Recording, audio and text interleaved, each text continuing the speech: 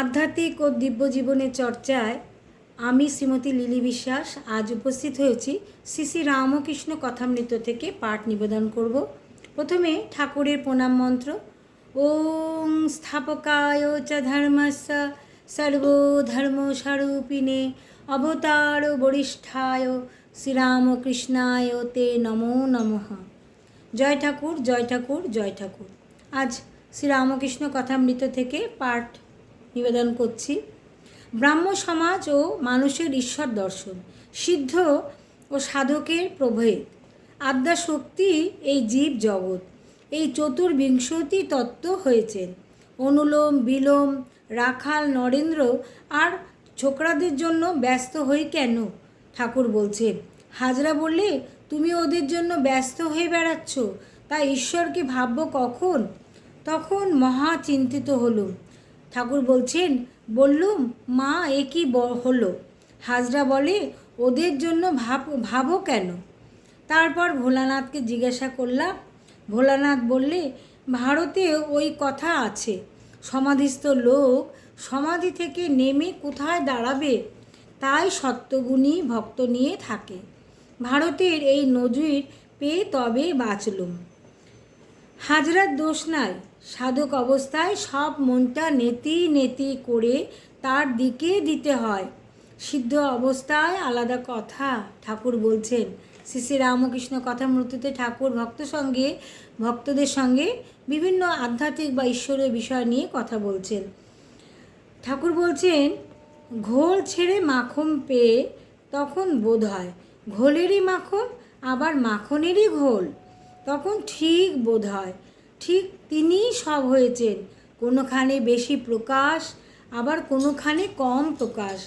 হাজরার দোষ নাই, সাধক অবস্থায় সব মনটা নেতি নেতি করে তার দিকে দিতে হয়। ঠাকুর বলছেন, ভাব সমুদ্র উতলালে ডাঙায় এক বাস জল। আগে নদী দিয়ে সমুদ্রে আসতে হলে একে বেঁকে ঘুরে আসতে হয়। বন্যে এলে ডাঙায় এক বাস জল, তখন সোজা নৌকা চালিয়ে দিলেই হয়, আর ঘুরে যেতে হয় না। ধান কাটা হলে আর আলের উপর দিয়ে ঘুরে ঘুরে আসতে হয় না, সোজা একদিক দিয়ে গেলেই হয়। তাই ঠাকুর বলছেন যে ভক্তিও ঠিক এইভাবে, যখন ভাব হয়, ভক্তিভাব উথলিয়া ওঠে বা উথলে ওঠে, মানুষের মধ্যে ভক্তিভাব জন্মে, তখন আর সমস্ত কিছু একাকার হয়ে যায়। এই জীব জগৎ সব একাকার হয়ে যায়। লাভের পর তাতে সবটাতেই দেখা যায়, সর্বভূতে ঈশ্বর দর্শন তখন করেন ভক্ত। ভক্তি যোগেই ঈশ্বরকে পাওয়া অতি সহজ। ঠাকুর বলছেন, মানুষে তার বেশি প্রকাশ। মানুষের মধ্যে সত্যগুণী ভক্তের ভিতর আরও বেশি প্রকাশ। যাদের কামিনী কাঞ্চন ভেবে একবার ইচ্ছা নাই, যাদের কামিনী কাঞ্চন ভোগ একেবারেই ইচ্ছা নেই, অর্থাৎ কামিনী কাঞ্চন ভোগ থেকেই তো মানুষের মায়া মোহ মমতা আসে। সমাধিস্থ ব্যক্তি যদি নেমে আসে, তাহলে সে কিসে মন দাঁড়াবে?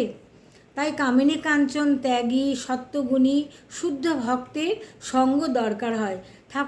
ঠাকুর যখন সমাধিস্থ হতেন, আবার তিনি সেখান থেকে তিনি বাহ্য দশাতে ফিরে আসতেন, এবং এই বাহ্য দশাতে যখন তিনি ফিরে আসতেন, তখন তিনি সত্য যারা গুণী, সত্য শুদ্ধ ভক্ত, তাদের তিনি সঙ্গ করতে চাইতেন। তিনি বিষয়ীদের সঙ্গে কথা তখন তার ভালো লাগতো না।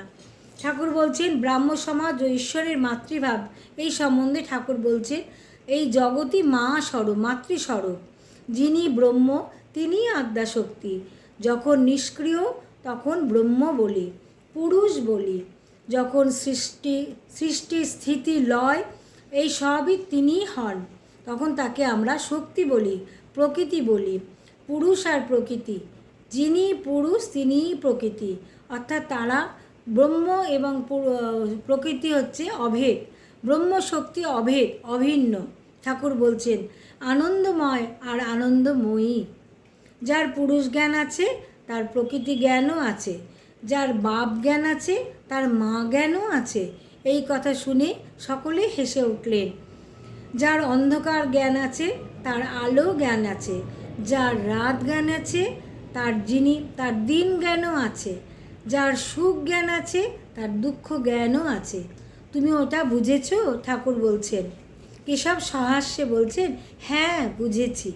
শ্রীরামকৃষ্ণ ঠাকুর বলছেন, মা কি মা?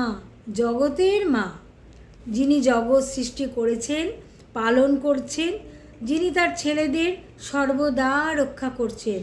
আর ধর্ম, অর্থ, কাম, মোক্ষ যে যা চায় তিনি তাকে তাই দেন। ঠিক ছেলে মা ছাড়া থাকতে পারে না, তার মা সব জানে। ছেলে খায় দায় বেড়ায়, সে অত শত জানে না। এই কথা শুনে কেশব সেন বলছেন, আজ্ঞে হ্যাঁ। ঠাকুর বলছেন, ঠাকুর প্রকৃতস্থ, কিছুটা প্রকৃতস্থ হয়েছেন। কেশবের সহিত তিনি সহাস্যে কথা কইতেছেন। এক ঘর লোক উৎকণ্ঠ হইয়া ঠাকুরের শ্রীমুখ থেকে কথা শুনবার জন্য বসিয়া আছেন। সকলে অবাক, তুমি কেমন আছো ইত্যাদি কথা তেমন হচ্ছে না, কেবলই ঈশ্বরীয় কথাই হইতেছে। শ্রীরামকৃষ্ণ কেশবের প্রতি বলছেন, ব্রহ্মজ্ঞানীরা অত মহিমা বর্ণন করে কেন? হে ঈশ্বর, তুমি চন্দ্র করিয়াছ, তুমি সূর্য করিয়াছ, নক্ষত্র করিয়াছ, এসব কথা এত কি দরকার? অনেকে বাগান দেখেই তারিফ করে। বাবুকে দেখতে চায় কজন? বাগান বড় না বাবু বড়? মদ খাওয়া হলে সুরির দোকানে কত মন মদ আছে, তার হিসাবে আমার কি দরকার? আমার এক বোতলে এই কাজ হয়ে যায়। নরেন্দ্রকে যখন দেখি কখনো জিজ্ঞাসা করি নেই তোর বাপের নাম কি। ঠাকুর বলছেন যে নরেন্দ্র যখন ঠাকুরের কাছে আসেন তিনি কখনো জিজ্ঞেস করেননি যে তার বাপের নাম, অর্থাৎ তার পিতার নাম কি, তোর বাপের কখানা বাড়ি। ঠাকুর কখনো এ কথা জিজ্ঞাসা করেননি।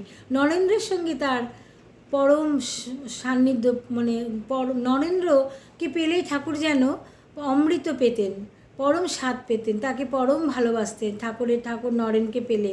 ঠাকুর বলছেন, কি জানো, মানুষ নিজে ঐশ্বর্যের আদর করে বলে, ভাবে ঈশ্বরও আদর করেন, ভাবে তার ঐশ্বর্যের প্রশংসা করলে তিনি খুশি হবেন।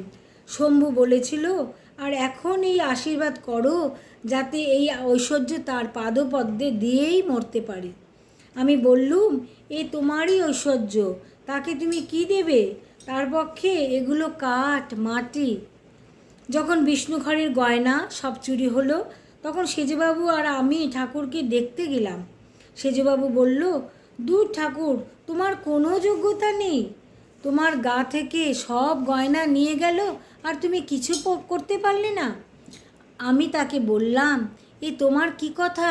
অর্থাৎ ঠাকুর বলছেন সেজবাবুকে, মথুরবাবুকে, তুমি যার গয়না করছো তার পক্ষে এগুলো তো মাটির ডেলা, লক্ষ্মী যার শক্তি, তিনি তোমার গুটিকত টাকা চুরি গেল কি না এই নিয়ে কি হাঁ করে আছে? এরকম কথা বলতে নেই।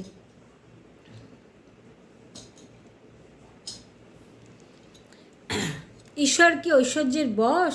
তিনি ভক্তির বশ। তিনি কি চান?